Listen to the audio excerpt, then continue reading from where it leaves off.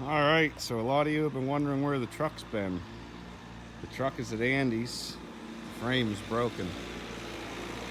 See how the box isn't quite sitting level there? What we got going on is... Oh boy. So, see how the frame's fat there and it goes skinny here? We're going to change all that. We're going to make it fat the whole way. This side here was just starting to bow. You can see a pretty bad kink right there. She's busted on this side. Luckily it didn't let go.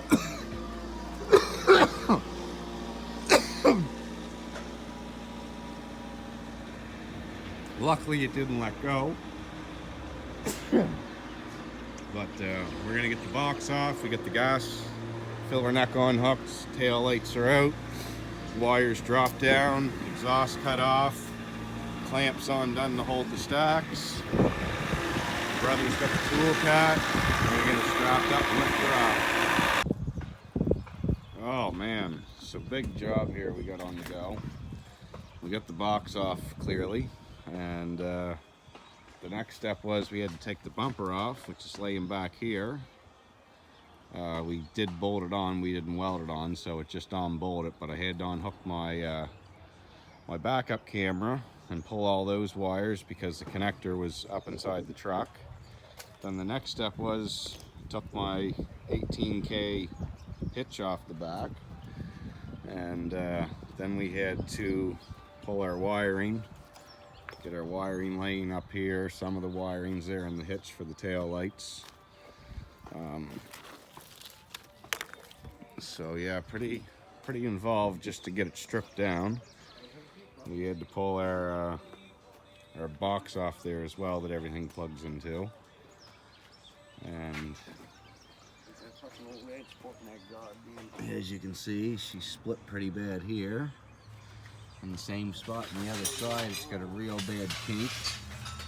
And right above that, or ahead of that on the other side, it's got a split as well. So there's our split in the passenger side. And right here is where it's kinked really bad. And then up here, the camera's not going to show it, but we actually have a split starting here. Now why Chev, Dodge, and Ford do this stupid effing little frame in the back of these trucks that are meant to work is just pure stupidity on their behalf, really. So we're going to cut this off right here, which this truck's going to be easier to do than my square body if you watch that, because the square body we cut it right behind the cab in front of the front spring hanger. So we don't got to get into these spring hangers. We've only got to go from this point back. Now we may have to drop the gas tank to do our welding, but regardless, when we do the new frame, behind this point we only have 2 cross members, and there's quite a gap from here to here. So what we're going to do when we put the new frame in from this point back is we're going to shoot a cross member probably right across here where the bump stops are, possibly, or maybe just a hair ahead of them. And then we're going to add 2 more cross members to the back. It's going to be a full 8-inch frame instead of this dinky foolishness. And I'll show you guys the only thing that saved me as long as it did was way back when. You can hardly see it because it's rusted in now.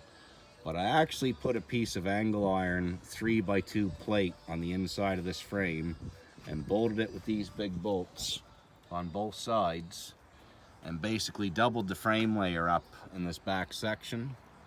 And that's the only thing that got me by as long as it did.